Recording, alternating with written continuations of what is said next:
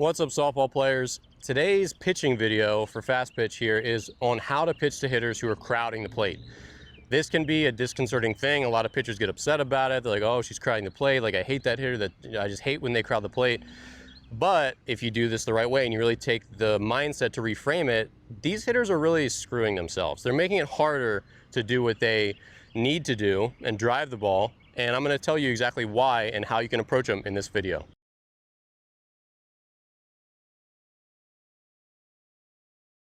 So if you're new here, I'm Coach Dan Blewett. I'm a former pro baseball pitcher. On this channel, you'll find tons of mindset, arm care, strength training, softball overhand throwing mechanics, lots of different videos for fast pitch players and slow pitch players alike.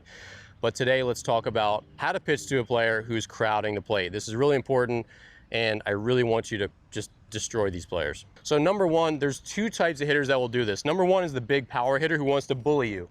They'll crowd the plate because they want to just go whoom and extend their arms and drive outer half, outer third pitches into the gap. The other hitter that will do this is the little hitter who just wants to just sort of spray the ball to the opposite way, get on base, steal a base, all that sort of stuff. So you get the big hat power hitter and the hitter that knows they don't have power. Those are the two that typically crowd the plate. Sure, anyone can crowd the plate if they want to, but those are the ones where it's really approach based, where it's, again, I'm bullying you. I know you're too scared to pitch inside to me because I'm a big hitter, so I'm just gonna own the entire plate now, and I'm gonna drive outer half pitches into the gap. The other one, again, is more out of fear and them knowing what they can and can't do. Here's the big thing. The relative middle of the plate is gonna move. When you crowd the plate, and this is important for you pitchers to understand, I have a full video on this, when a hitter crowds the plate, the center of the plate effectively moves. Because if I'm here in a typical stance and I can hit the ball down the middle really well, now that I move 4 or 6 inches closer, the middle of the plate goes with me. So I can't hit an inside pitch as well as I could otherwise because I can't get my barrel to it in time. And if I do, it's gonna go foul.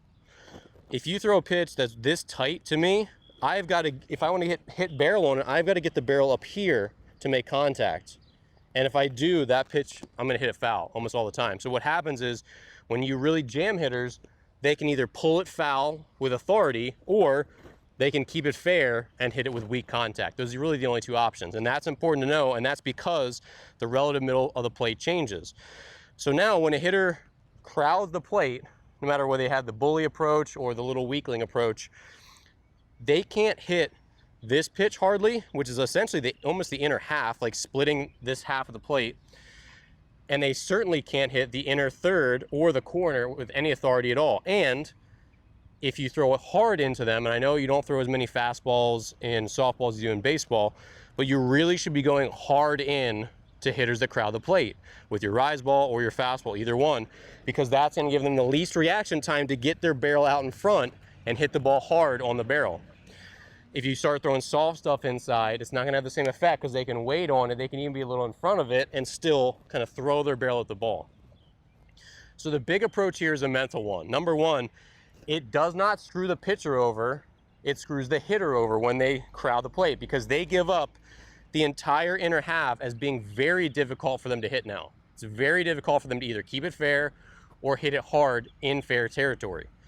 And if you are not soft mentally and just want to give in and go away because you want to be friends with everybody, then you'll have an easy time just banging strikes on the inner part of the plate that they cannot hit well. However, if you're soft mentally and you say, oh, I don't want to hit her, I'm afraid, I'm just going to go away and be friends, well, she's going to then destroy outer half fastballs, which are essentially down the middle, and she's going to destroy outer third fastballs, which are almost down the middle as well. And you're gonna have a bad day, and you're gonna throw it right into that little hitter who wants to just punch it. You throw these two pitches to a little hitter who wants to punch it that way, she's gonna have everything that she ever wanted in her life.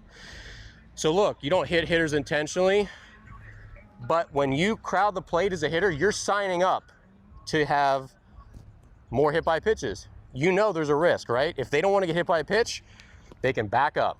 If they don't like it coming in tight because you're not going to be perfect and you will miss and you will hit players by accident because you'll miss, if they don't like it, they can back up.